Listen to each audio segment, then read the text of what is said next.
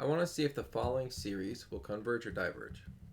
So we have the sum from n equals 1 to infinity, 2n plus 1 over 3n to the fourth plus 5n.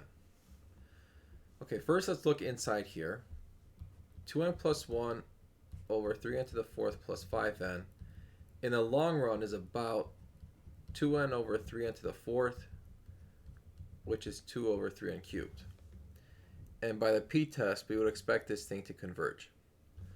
So what we're going to do is use the limit comparison test, and we're going to compare this to 1 over n cubed. So we'll have the 2n plus 1 over 3n to the fourth plus 5n divided by 1 over n cubed, since that's what we want to compare it to.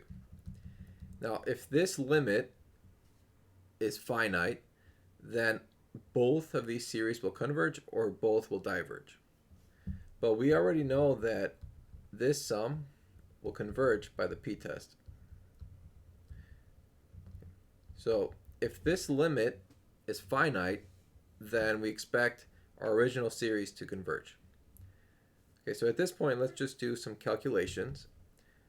This n cubed is going to go on the top here.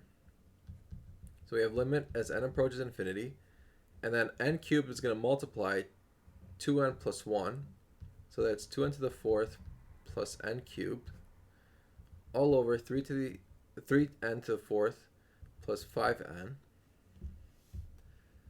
Now you can do a couple things here. We know that because the degree of the top and the bottom is the same, you basically have to look at the coefficients. So we expect this to be 2/3. If you want to show some more work, I'm going to divide each of these terms by n to the fourth.